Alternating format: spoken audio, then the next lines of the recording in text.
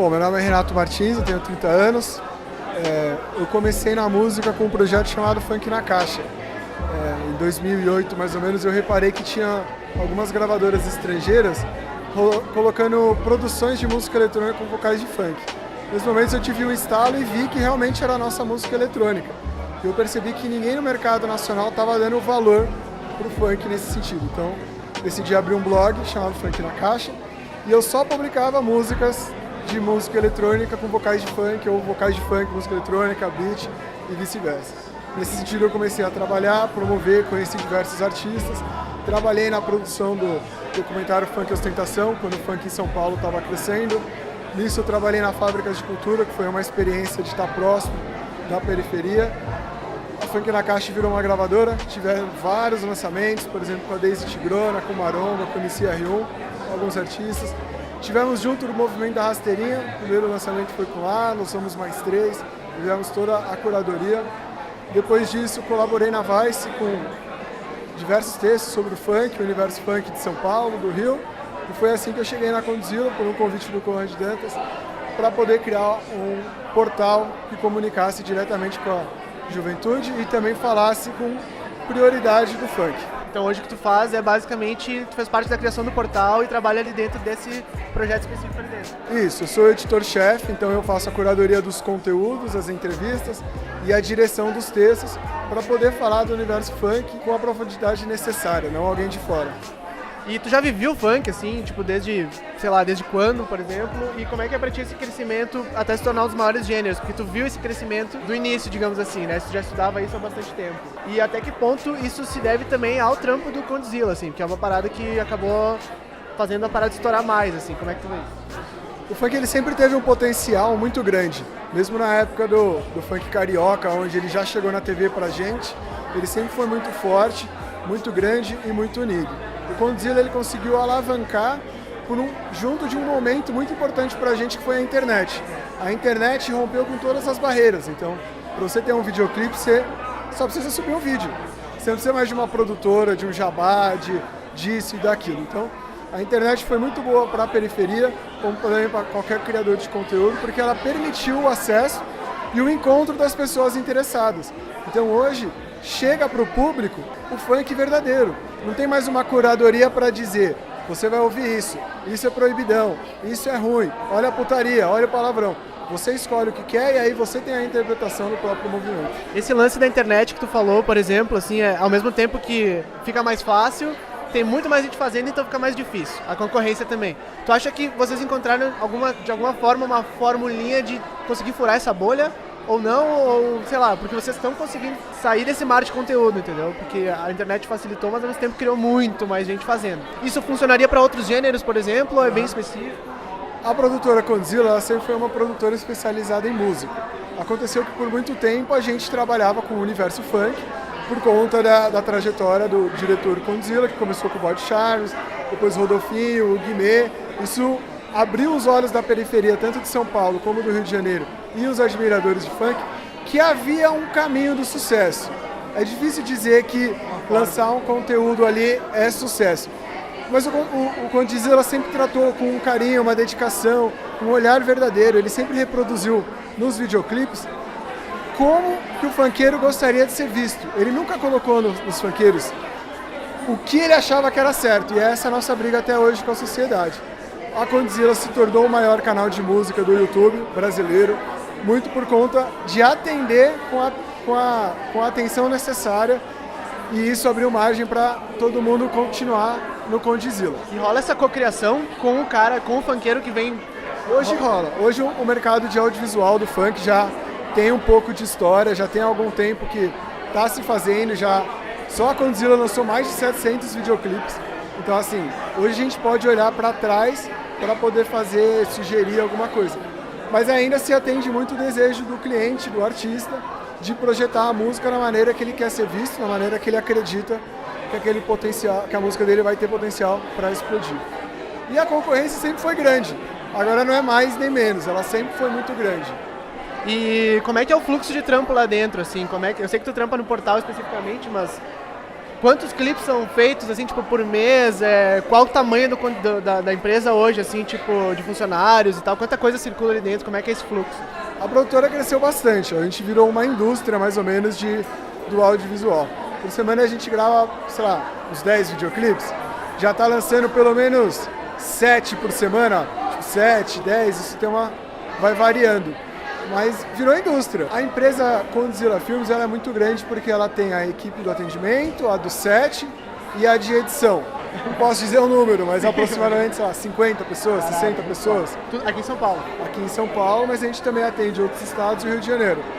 E sobre o portal, foi um negócio que eu conheci há pouco tempo por aquela matéria dos óculos, que eu achei muito a fuder. Até queria saber se foi uma matéria paga ou não.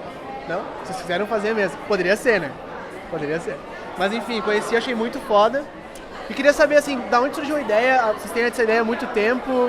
Tu veio do início da criação da ideia e tal. E onde vocês pretendem chegar com isso, assim? É documentar realmente o estilo de vida, de fato, mais profundamente do funkeiro, da comunidade?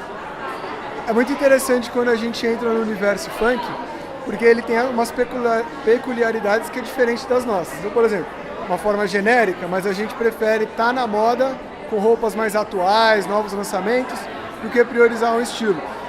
Eles têm o mesmo pensamento, só que ao invés de correr pelo novo, eles já têm um gosto mais estabelecido. O Juliette, que é um óculos da Oakley, ele se encerrou a produção em 2005. E até hoje você pode ver qualquer videoclipe de funk, eles estão usando óculos da Juliette, porque é um gosto pessoal deles muito grande. E por conta das peculiaridades, o nosso texto no portal Condzilla tenta apresentar para eles esse universo que às vezes eles vivem sem pensar. É meio que no automático. Então a gente só quer mostrar, tanto para eles como para quem é interessado no funk, as características da cultura, para poder saber. E na produção desse texto da Oakley, do universo da família X-Metal, eu fiquei com vontade de ter um óculos. Liga metálica, proteção à bala, bagulho de filme, não sei o quê. Assim, a marca Oakley é muito grande, mas ela nunca chegou até a mim. E chegou para eles como uma publicidade, enfim. Eles acabaram tendo esse gosto pelo produto, como eles têm por outros produtos. Como é que a galera tá reagindo, assim, em relação, tipo, que é muito louco. Tu vive a vida de uma maneira, bem como tu falou, sem pensar, depois tu vê isso documentado numa matéria foda, assim, a galera tá respondendo bem, assim, tipo, se identificando. Eles acham muito interessante, porque acaba que eles vão só agindo, né, reagindo às situações. E no texto da Oakley, todo mundo vem comentar e fala, nossa, eu não sabia que era tudo isso, não sabia que tinham tantos modelos, achava que todos chamavam Juliette, tem pelo menos 8 modelos da família X-Metal que a gente vê e já sai chamando Juliette. E é legal também a gente entender, porque não é porque é da periferia que tem mau gosto, é um puta produto, é uma parada que assim, caro pra caralho. Qualquer um que olhasse fala, nossa, que óculos interessante. Tá no filme do Missão Impossível 2, ou seja, é uma coisa muito grande. Isso como a gente vê com os funkeiros, as pessoas acham que é roubado, falsificado, segunda linha. Deslocado do tempo também. Cara, sobre últimas 2 perguntas assim que eu peguei aqui da palestra mesmo. Tu falou sobre o funk ser uma esperança pra quem vem da periferia. Tu vê esse sucesso voltando pra periferia como forma de fonte de renda, enfim, empoderamento também, fortalecendo a cultura dali, tu acha que isso volta? A música, não a brasileira, não o funk, uma música de modo geral, ela é muito cíclica. Porque principalmente são os jovens que têm muita força, muita energia, que são os pioneiros a produzir esse tipo de coisa. Então, a música está sempre subindo e descendo. Não é só de agora, mas o funk sempre teve muito dinheiro, sempre circulou muito dinheiro por conta da falta de lazer, a falta de espaços de cultura para que eles pudessem se divertir e, enfim, viver a vida. Estamos num momento onde eles estão cada vez mais se profissionalizando. Então, o que antigamente era um funkeiro com o motorista e o DJ, hoje é uma equipe de 10 pessoas. 10 pessoas são 10 famílias. Cada vez tem mais artista, porque tem mais mercado para ser atendido.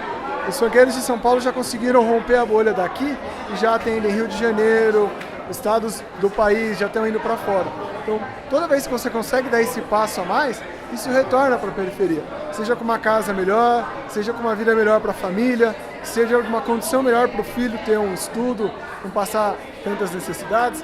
Então, todo esse retorno, todo esse investimento, todo esse dinheiro que o funk conseguiu, a gente vai conseguir observar daqui 10 anos, quando os filhos desses caras tiverem uma idade para poder fazer a diferença. Então, Agora é o momento que quem começou em 2005, 2010, está colhendo os frutos. Então, mais para o futuro a gente vai ver um mercado mais profissional, que já tem acontecido, mas vai realmente ser um produto de exportação mais do que é hoje. Então, esse lance, para finalizar, tá, que ela falou da massa funkeira versus a música funk. A música funk é muito aceita, mas a massa funkeira ainda não é. Quando, por exemplo, tu vê a música funk numa batida eletrônica da gringa, sendo usado por uma galera que não é da periferia, será que isso é visto como um lance de apropriação cultural, uma coisa meio mal vista, ou é bem vista porque o funk está se expandindo e isso é positivo? O funk já surgiu de uma apropriação cultural, então quem somos nós para apontar o dedo e dizer, vocês estão roubando o nosso beat? Então, não sei como dizer mais isso. A internet deu uma fluidez para a música, que eu posso ouvir uma música da China, da África, dos Estados Unidos, uma depois da outra, e isso eu vou gerar um pensamento para criar a minha batida. Então, para os funkeiros é muito interessante. Eles ficam muito felizes em ver a música rodando o mundo. Uma criação deles, uma criação própria, né? Mas eu não vejo, não posso dizer por eles, mas eu não vejo como uma apropriação. Principalmente porque o funk sempre se ampliou muito, sempre se aproveitou de tendências, usou melodia, usou paródias. O funk surgiu de paródias, então é bem complicado hoje a gente dizer, poxa, vocês estão copiando a gente, se o nascimento foi uma